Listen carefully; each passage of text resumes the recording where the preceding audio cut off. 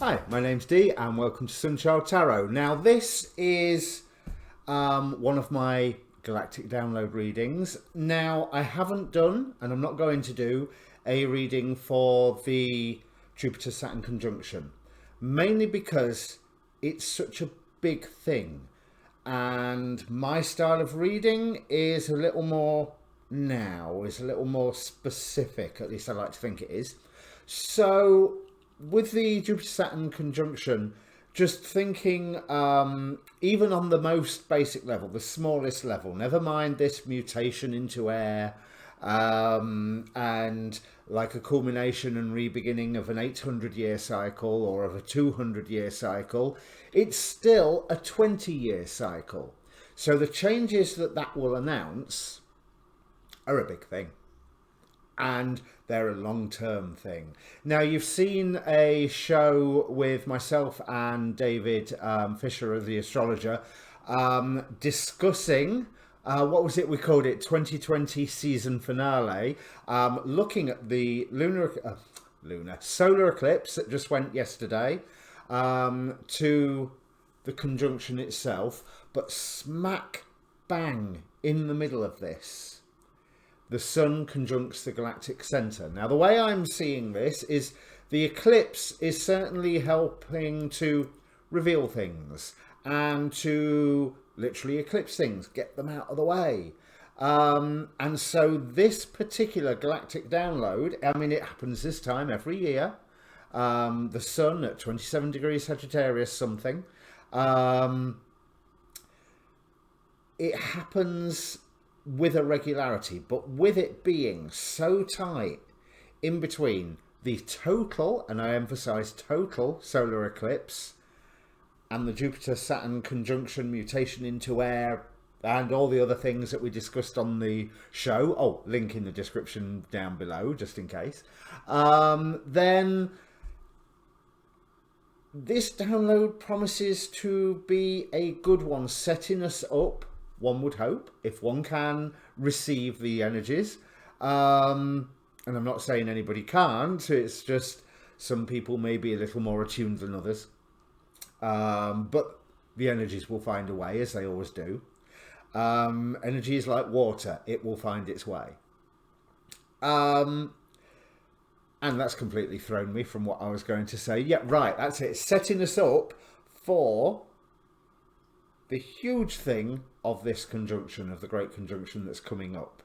And now that is a more now thing. That is something that, even though I'm using oracle cards more than the tarot, that is something that we can look at that matches the lifespan of a YouTube video on this subject. Because the Jupiter Saturn conjunction, yeah, I don't think people are still going to be watching it in 2 months' time, never mind 19 years' time, as they come to the end of the effect of it. So this one is a lot more here and now. So as ever, there is links in the description below, as I said, for the 2020 season finale video that I did with David, for the Lunar Eclipse playlist. Your monthly playlist will be on the channel page. Is there any more videos I need to add to the description? Obviously, I haven't written it yet. I can't think so, but if I think of anything else, I'll put it down there. And there is the link to the Facebook page for this channel, as ever. Come and join the fun. I post these videos. I post the astrology weather forecast type videos that I'm watching. Not always on time, but then, you know, I watch it, then I post it. Or I watch it on my mobile phone, then get to my computer and post it, because for some reason I can't post it through my phone. Go figure. As ever, please do comment down below if the reading is appropriate to you, because I like to know that these readings, how can I put it, that they get home, that they get to wherever they are supposed to be.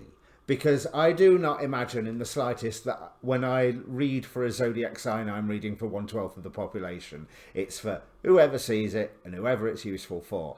As ever, general reading rules apply. Roles can get reversed if another person appears in the reading, although with the spread that I'm planning, I don't think that'll happen. Timing is far from absolute, but as I've just discussed, the effect should be a little more now on the back of the eclipse, well, both eclipses. Oh yeah, solar eclipse listing down below. Never mind the lunar one, although that'll be there as well. But these are it's a beautiful energetic process, and it's getting towards the end of the year. We are getting out of 2020, and the 21st of December, the solstice. So we're going into a new astrological year.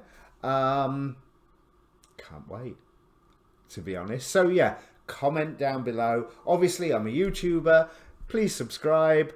Please like the video if you do like the video, and if you don't, tell me why. You know, put it in the comments.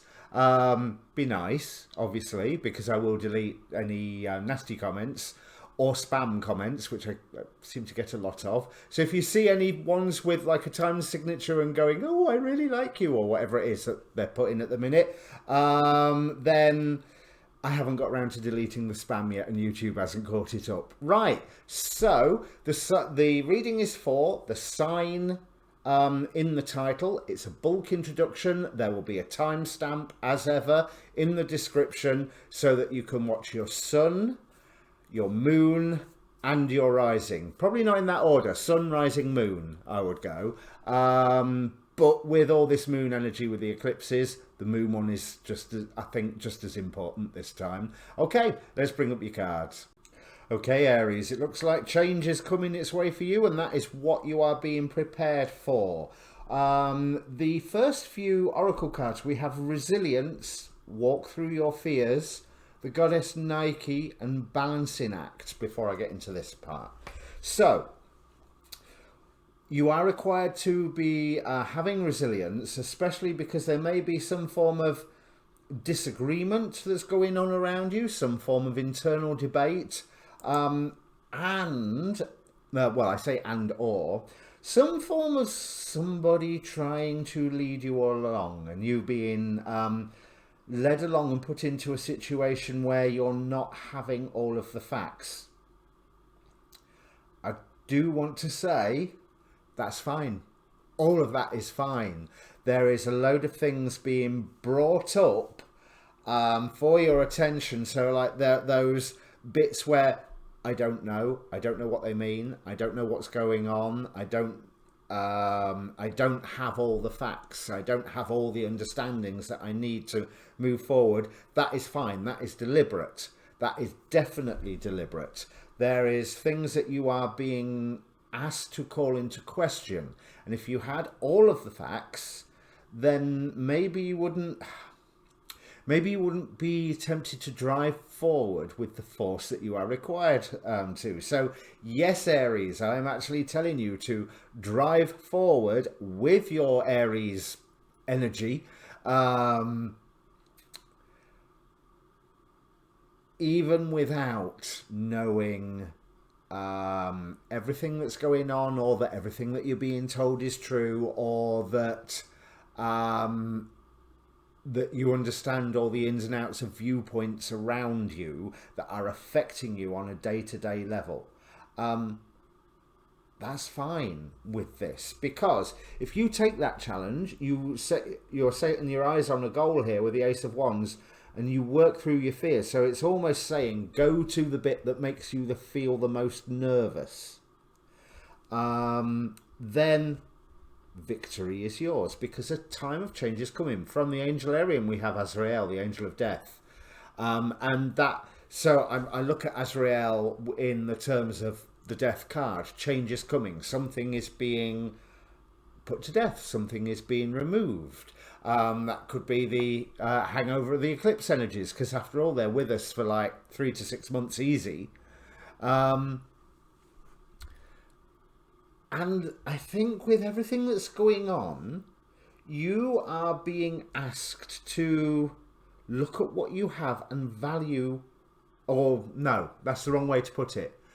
Look at what you have that you value, and, you know, assess the value of stuff. And if you don't need it, if it's not relevant, then move on. Now, I don't think this matters a great deal in terms of galactic downloads, but and David would tell me I'm doing bad astrology doing the Galactic Download, but it's a great thing for readings. But this whole thing is happening in your 9th house, much like the solar eclipse was. So we're talking about broadening your horizons, either spiritually, academically, or some form of travel. Well, travel is probably not very likely at the moment, so it may be more travel emotionally, or travel spiritually, or philosophically, because I think that's all the travel you're going to get currently with the state of the world. So there's something that is you're wanting to protect, and I want to tell you that you are going to protect it, but only by doing the thing that makes you the most nervous, only by going, you know, so it's not the thing where you're like, yeah, I don't want to go that way because it's common sense. It's the thing that I want to go that way because I can see that's a good way to go, but oh my word, what am I going to face? What am I going to do? How am I? All those sort of questions that come up, that's the path to follow. Yes, it is a balancing act. So you do have to surge ahead with your Aries energy through the place that makes you feel nervous while, sorry Aries, being careful.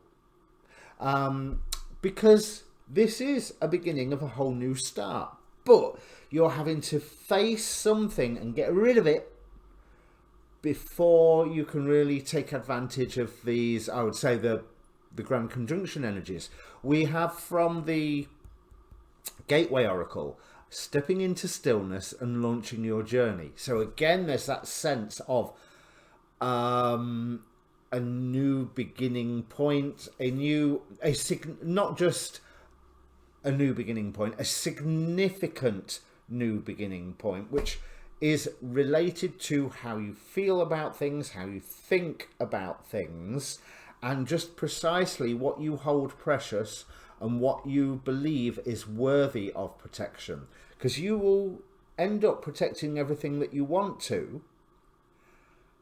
But the question that this reading raises is just have a look at that you're wanting to protect and say, do I actually want to protect this? Does it have value? And if the answer is yes, fine. And that also tells me that it will be safe. But with the King of Wands under this stepping into stillness, launching your journey, there is quite a shift coming up for you if you work through your fears now. So I would say work through your fears, go to the path that makes you the most nervous but promises some form of success at the end of it, and grab this change with both hands, because why not? All right, that's it, Aries. Comment down below when you heard all my other stuff in the intro. Cheers.